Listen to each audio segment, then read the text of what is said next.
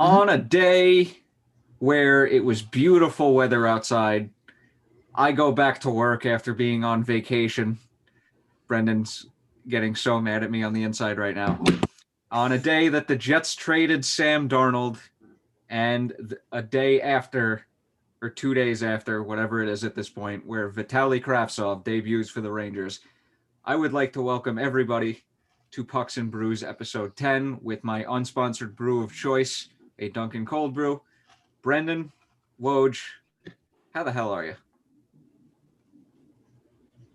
Good. How are you, Shades? Doing a little bit better now. Just got back from Connecticut. Was hanging out there all weekend. Now I'm back. Literally just got back like half hour ago. Hopped on the pod with the boys because I'm dedicated. Yeah, Shades is the only one with the brew. I drink tonight, but if I did, I'd have to get my stomach pumped by the end of Shades' outro within the next half hour. Well, what do you got in the house? Just for conversation wise? OxyClean, fucking bleach, good stuff. I only drink Taffer's seltzers now. Yeah, that's actually a new rule. We're only going to drink Taffer's seltzer. Mango seltzer and Clorox. Great. My favorite drink. Woj special.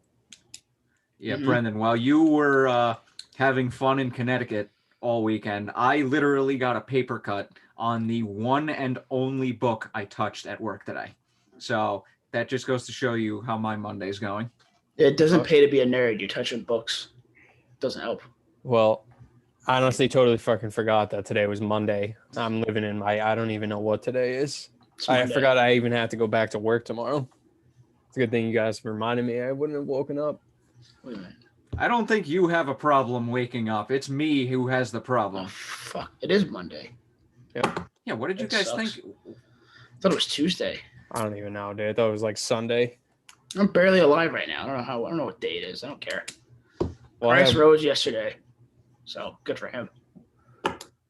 Okay, so once again, everyone, welcome to the historic episode 10 of Pucks and Brews. Grab an unsponsored brew of choice or your favorite drink of choice, drink up, and listen to whatever the hell we're about to say. So, boys, I mean, they lost to the fucking Sabres. Well, Shades, honestly, I'm glad that they, I was thinking back to our last bet, and I didn't want to bring this up till now. But our first bet would have still been on technically if the Sabres didn't beat the Flyers and then they would have beat us. No, I don't think so because it was specifically for that game. Yeah. That would have been pretty funny though. Yeah. If that had been the case. So we all even? No one owes anyone money? As of now we're all even. Yeah. All right, good, because I wasn't paying you. Yeah. Because, wow. Yeah, because obviously we know our second bet. Kravtsov didn't end up scoring a point against Buffalo, but holy shit, he was close. Shades. Almost. Allmark must have knew about our bet. On top of it, too. Yeah, on top of it, it would have been the game-winning goal too, which would have been sick in the debut game. Well, it's funny because I remember, and they were showing the highlights before. He did play preseason. He did play some preseason. Not that preseason. Yeah, he had a goal.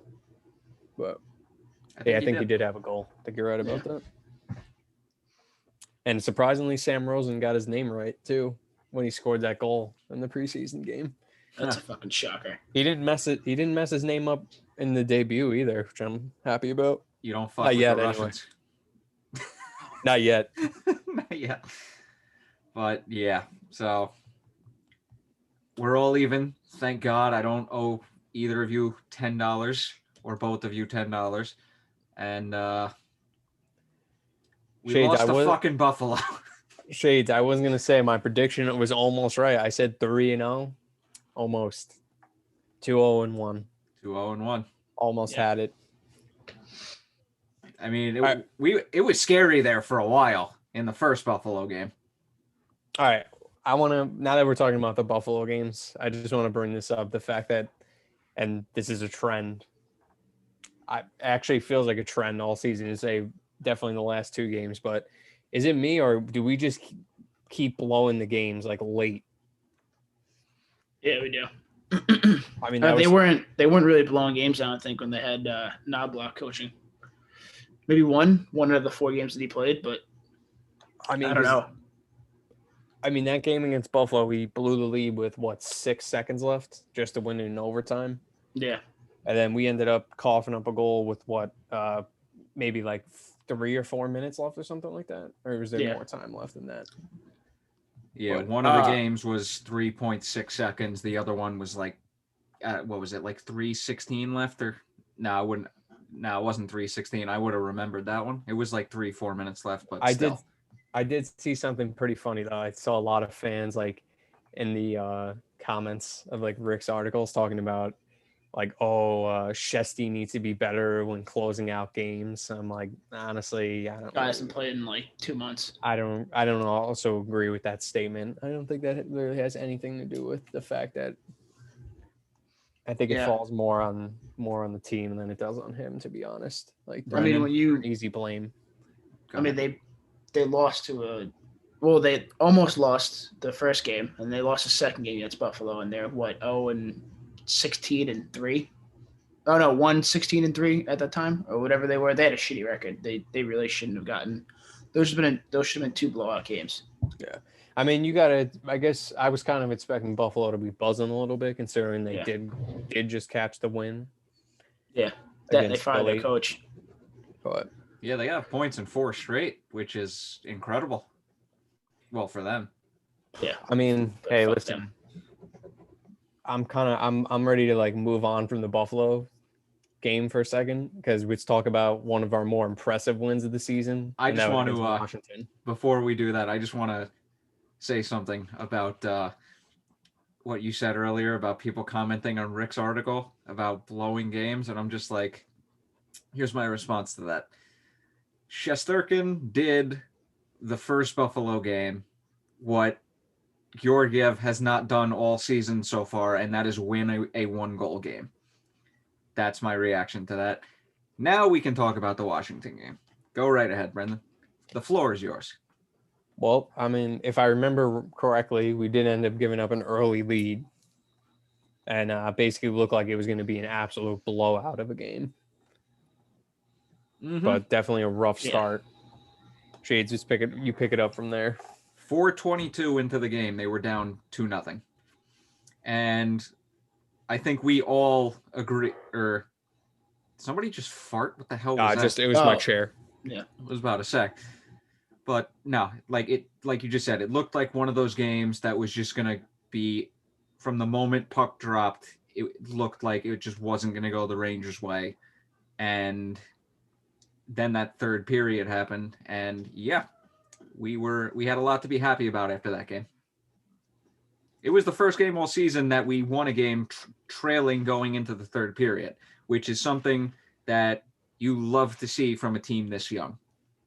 I mean, also against Washington, because they still are probably one of the best teams. I mean, obviously I think the best team in the East right now. Could be top 5 team in the whole league. Definitely the East.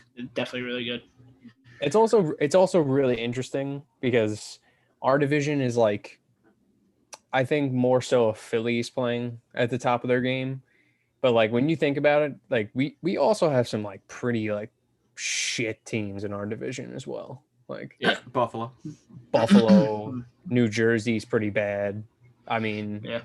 I'm thinking about it from like, like a Islanders or like Washington perspective. Yeah. Boston really isn't that good either. I wouldn't say us being a strong team per se, but I would think we would probably give teams a way better game than Jersey and Buffalo.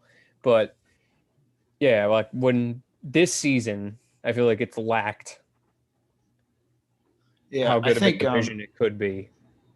I think the teams you expect to be really good aren't going to have been as good. Like I thought Philly would be a lot better. They're just outside, they're just outside the playoff spot, or they had that 4th spot. Yeah, I don't know. Boston hasn't been great, but I think they've been all right. But I think it's a testament to showing how good the Islanders and how good Washington's been all year. And then Pittsburgh's been sneaky, pretty good, even though I expected them to start having a downfall because everybody on that team's getting a little bit older each year. Yeah, and I think Malkin's out, right? I'm pretty sure Malkin's out. He's missed time. I don't know if he's out right now, but he's missed something. Yeah, dude, Philly especially. I mean, like, what the hell happened? They even put Gostisbehere on waivers. Yeah. And he cleared, which, to be honest, isn't that surprising considering the flat cap and everybody's cap situation. But, I mean, like, what the hell? Yeah, I mean, a good sign, well, a decent sign, I guess, is I saw AV actually benched Hart for like an entire week, saying that he needs to, like try harder. And then I'm pretty sure they ended up losing the game actually against the Islanders, but Hart actually played a really good game. So maybe they'll turn it around, which would make things interesting at this point in the season for us. He needs to try harder as a coach to implement a defensive system. But I thought you were gonna make a fucking pun there. Yeah, he's gonna try harder, like Hart, not hard. He's gonna try harder. What? Yeah. No, but yeah, it's a goalie thing where it's just like they get inside their own head and they start going like in a pit, like they can't get out of their own way. Which I still think he's really good. I also just think the defense hasn't been good. I mean, they really, next to Provorov, who I think is really good, opened at Norris one year. I've said it before on Twitter, but he's probably their number one, and he's not getting enough help by whoever their number two is. Elliott? No, the defense. Oh. I'm saying. I don't know who their next defense is struggling. Yeah, there's not a lot of good guys on that back end, so. I'm not going to lie. I was really hoping that my it's still a possibility, even though my division predictions are pretty much just shit at this point. But I would say it would be pretty awesome if the Rangers ended up slipping in that fourth spot and Boston didn't make it. Yeah. Yeah, now Boston, like you said earlier, Boston's definitely been underwhelming. Yeah. I think Rask has been out too, right? To be honest, I'm not even sure. Yeah, fuck him. But Shades, while we're talking about the Washington game, and we're kind of jumping around, but we do have to talk about the play of Fox, because I see you made a note of it, and holy shit, this guy's been something else. Oh, absolutely, dude. I mean, 2 second-round picks, man. I mean, that's really all you can say. I mean, we got him just for an absolute steal, and he's literally turning into a number one defenseman. Hopefully soon to be in the Norris conversation.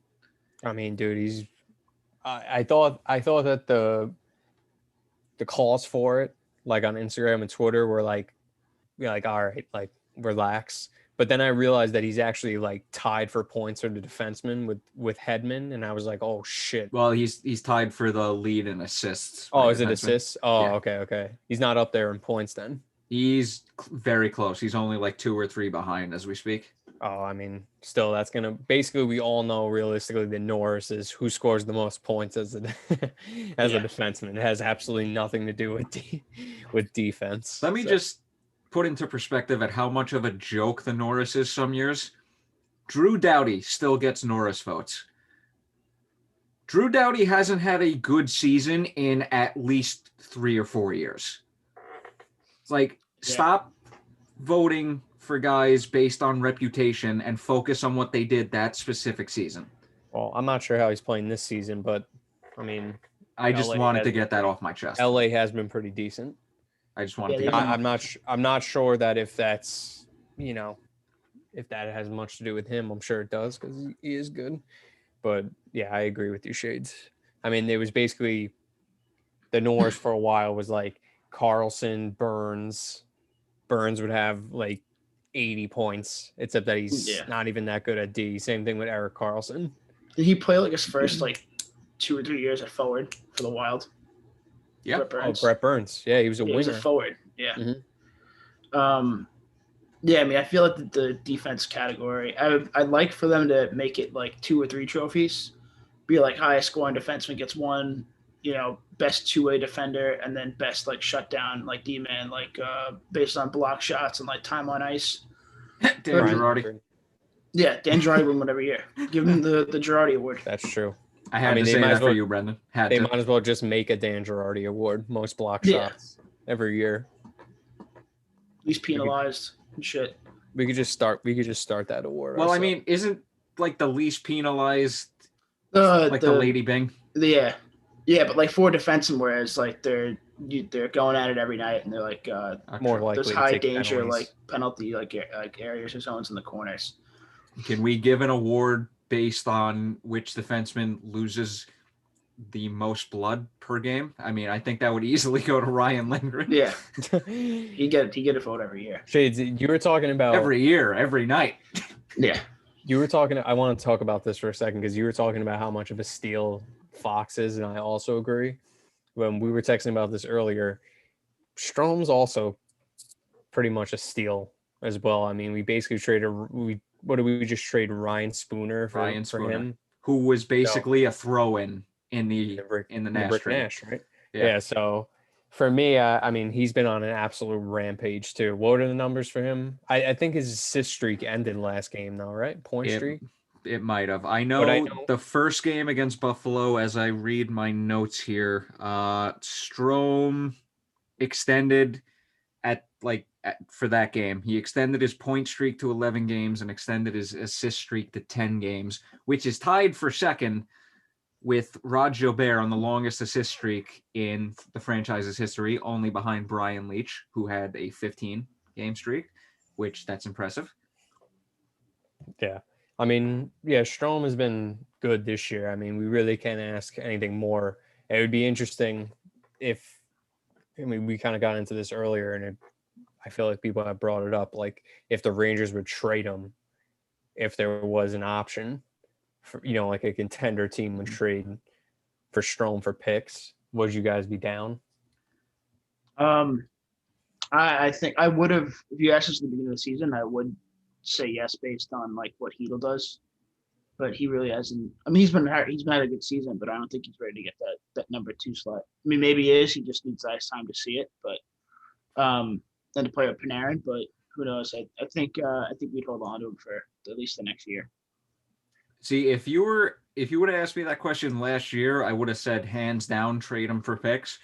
But with the way he's been playing this year, especially even when Panarin was out, and you could tell, like just watching him alone, he stepped up his game to a whole new level that I didn't think he had. So if you're trading him at this point, in my opinion, it has to be a hockey deal.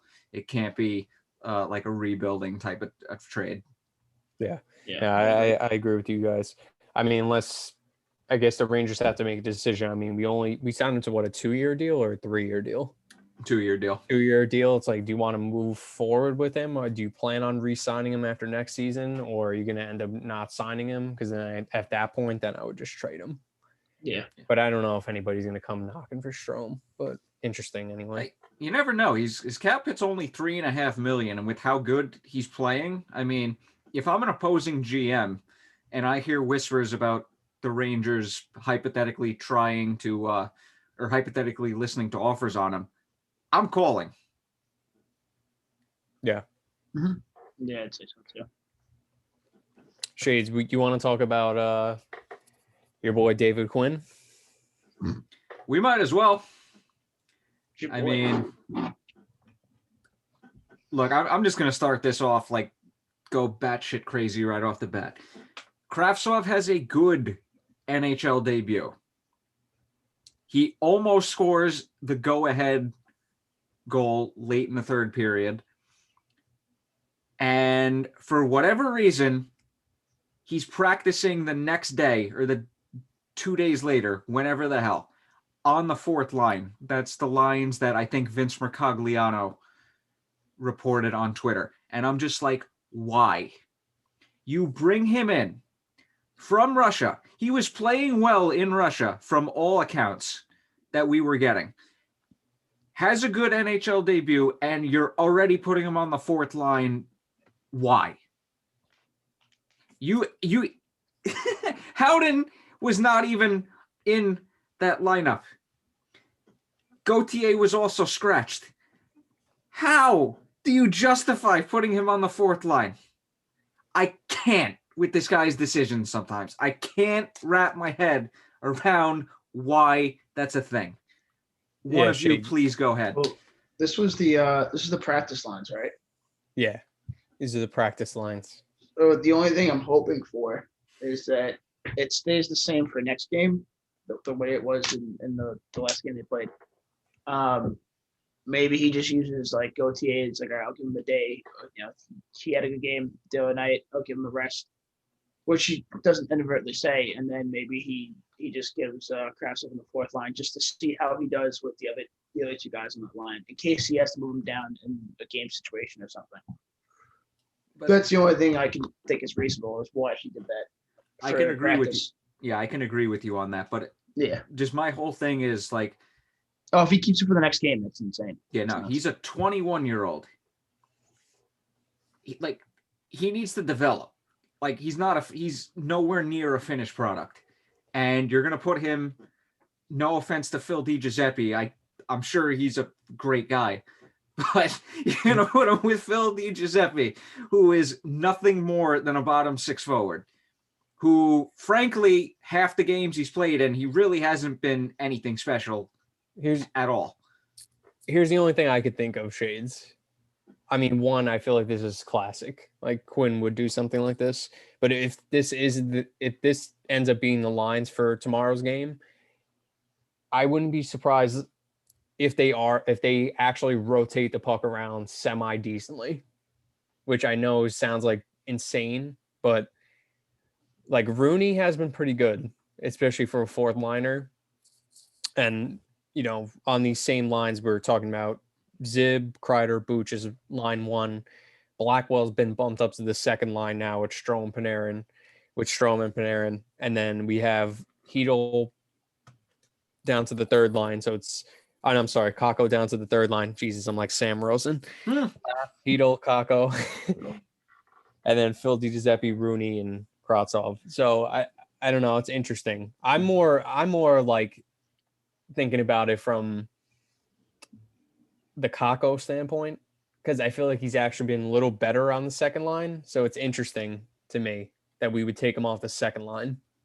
Yeah, I forget. Also, it just kind of like throws the balance of the line that they had. Like Blackwell's a righty, and now you have three right-handed guys on one line, as opposed to having Kakko on the right wing. It's a nice little balance for the cross ice passes, especially with Panarin. Yeah, and I think Brendan, I think you said this before we started recording, like Blackwell getting moved up to the second line. It's just like, you even said it, and I 100% agree with you, that like we have no problem with Blackwell. He's been really good this year, but he's not a top six forward. He was actually working really nicely on the fourth line, which is... And Rooney were great. Yeah. So I think he should stay there. And like Kravtsov, like, okay, granted, he only finished with 10 minutes of ice time because there were a ton of penalties that last game. But I mean, holy crap, man.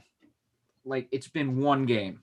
Just like stick with what's working for like 2-3 games before you start switching everything up. The only thing I thought of that, like, in Kravtsov's debut with that line with Laff, Hedl, and Kakko, and now that I'm thinking about it, you know, now that Kakko is on that, I'm sorry, I fucked that up. Laff, Hedl, and Kravtsov line. I said Kakko. Okay, Sam Rosen. Yeah, I know. Jesus, I'm like Sam Rosen, dude. Holy shit. He's gonna have to call me and talk about how he deals with it after the games. He probably just drinks fucking bottles of whiskey. A blunt after the game. But yeah, the only thing I can think of about that line was that they were a little rusty defensively in the defensive zone. I thought there was a lot of like little giveaways, and they weren't as good at breaking out of the zone. But now I'm thinking about it, I'm like, I don't know if that was the case, then I don't think Kakko is going to help that aspect of it. No. Like being able to win puck battles and whatever, but I don't know. Speaking of defensive plays, Kravtsov actually made a really good defensive play to arguably rob the Sabres of a goal. It would have been pretty much an A+ scoring chance, but he stopped it. And I was just like, all right, I like what I see from this kid. Oh, is that the back check one that you're talking about? It might have been. I don't know. My memory's foggy. Yeah. And you guys think you can like guess when? Well, I mean, I would say right now we're pretty tight within the what's it called, the race to the playoffs. But if we end up like being like a few points out the last like 10 games left, how many are left now? Do you guys know, like by chance? I think we still have like I can 19. check for you right now. The Rangers have played 37 games, which means there's 19 games left. And they are 4 points Heard behind that, guys, Boston, Shades? but right, Boston's so got 3 games in hand.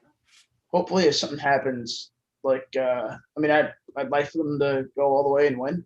But if they end up not, if Boston pulls ahead, and we start playing like shit, what would you do if like the last 10 games, when it doesn't matter, they put Blackwell on the second line, they keep all the kids down below the top 6? Oh, I'm gonna. At that point, there's no reason to. You might as well just play them on the first and second line. Woj, if that happens, I might legitimately break something. Nice. I might legitimately break something, or I might just shut a game off in the middle of it and just go outside, just because.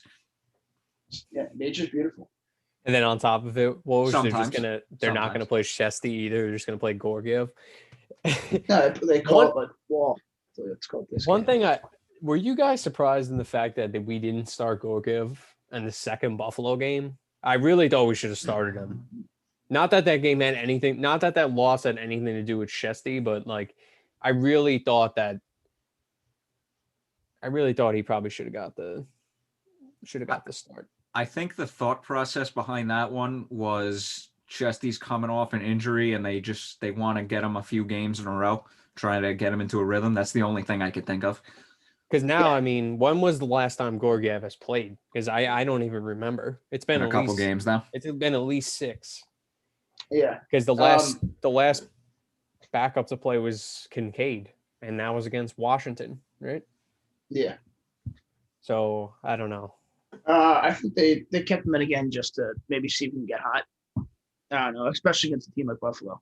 Like maybe we could string it together and maybe he could start, I mean, he played insane. I mean, he really kept the game because I honestly really thought that we got worked in that Buffalo game, in the second Buffalo game. Like I thought Buffalo had a lot of like puck possession and the Rangers didn't really look that sharp, in my opinion. No, I'll give Buffalo credit. They actually looked halfway decent in that second game. I will give them full credit. On you, man. They were buzzing around because they had gotten that win. Yeah. I think it was a big help for them to get that win. Oh, I have to bring this up. Did you guys remember when friggin' Skinner didn't have a stick and he came skating in on a breakaway, basically? That was awesome. Oh, that was fantastic. And then he tries the soccer pass and then just no, it was fantastic. You should have just kicked it on net at that point, gotten the rebound. Because if it would have banked in off of somebody on the Rangers, I'm pretty sure it would have counted as a goal.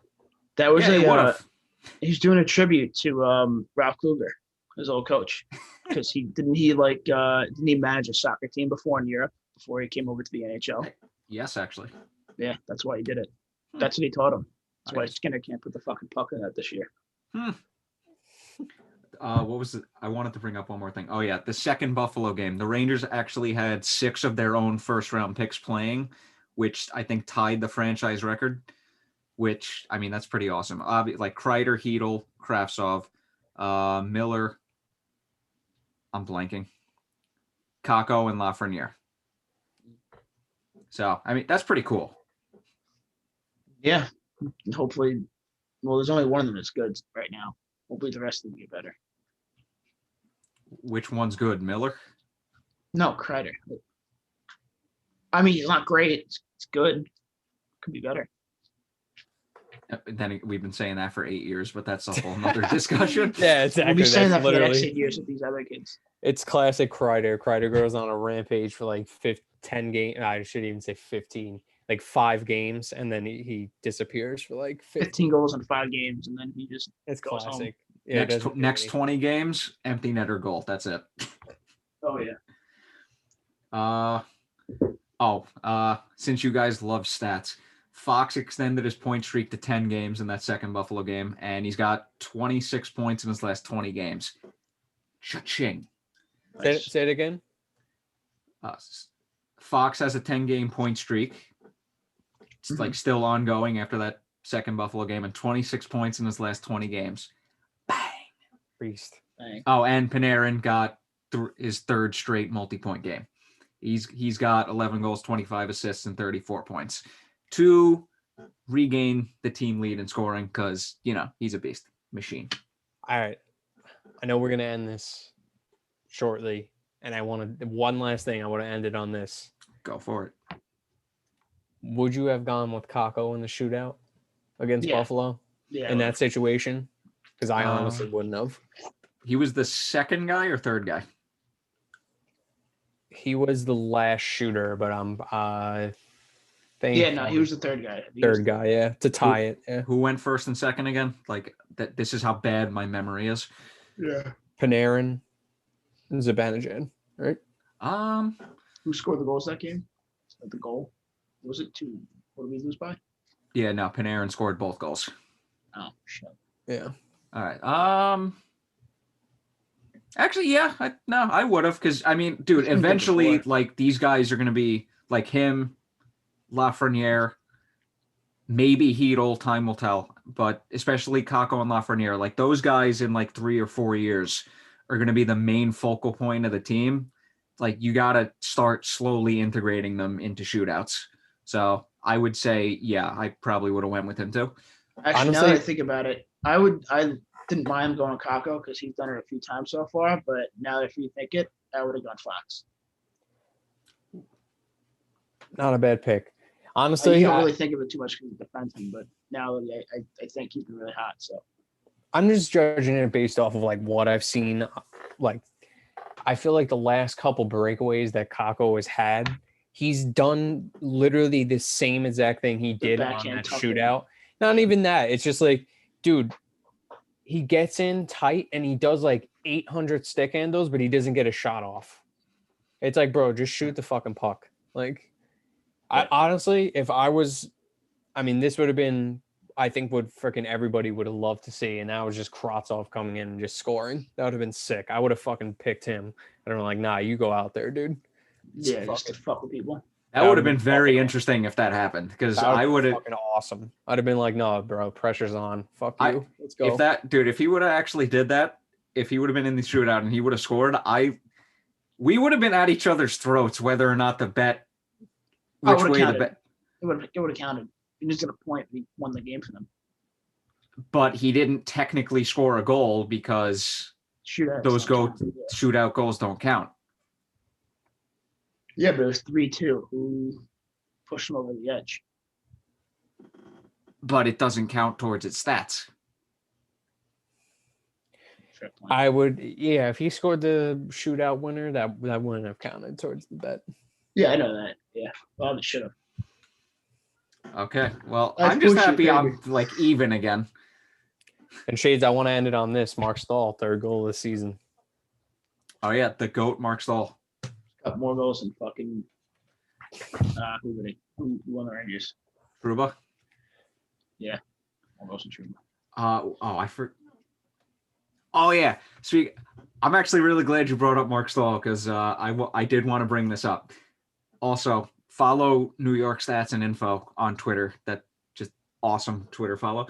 Keandre Miller has logged 20 minutes or more of ice time in 26 games this season, most among NHL rookies. Since the NHL began to track ice time in 97-98, only 3 Rangers rookies have logged at least 20 minutes of ice time in more games than Miller. Fedor Tutin with 56, Michael Del Zotto with 33, and the GOAT Mark Stahl with 31. Nice. Miller is an elite company if he's being compared to the GOAT Mark Stahl. I love it. I love it. And I can only imagine how much people's heads are exploding every time I say that, the GOAT Mark Stahl. People are like, this guy's a fucking idiot. Yeah, pretty much. I mean, off. That's how I get through my life, being an idiot. So it's been working pretty well so far. People are going to hate, kid. But we're true Mark Stahl fans. Haters going to hate. All right. But, yeah, I got nothing else. Do you guys? Now That's it, man. I always like to end it on stall. You can't even. What else can you say after that? I mean, eventually I am probably going to make a proposition for a fourth bet with you guys for the season, but we'll get to that. We'll cross that bridge when we get to it. Mark Stahl winning the Norris. Yeah, okay. I wish. I mean, me and Brendan would go absolutely nuts. But anyway, thank you everyone for listening or watching. If you're watching on YouTube, hit that subscribe button, by the way, to stay posted or stay updated on when we upload. It's going to be at noon on any day we give. So just the time frame. Hope you enjoyed. Tomorrow? We are, well, I mean, we are uploading tomorrow, but if I say that now, people are going to be like, wait, they just uploaded today. They're uploading tomorrow? Wait, okay. Yeah. All right. Makes sense. Yeah, so this video is being released on a Tuesday. Or this episode is being released on Tuesday. Next episode, episode 11, is going to be released next Tuesday, a week from today. And hope you enjoyed a favorite drink of your choice or an unsponsored brew. I finished my cold brew like 10 minutes ago. I've just been basically sipping the freaking ice water. And yeah, follow us on all of our socials listed in the description below. And I still can't believe I got a paper cut today. I touched one fucking book. Hey, Shades, how does it make you feel? No cut. My hand's completely fine. What would you read between the lines? Okay. 2 in the pink, 1 in the stink. Ah, there you go. All right, nice.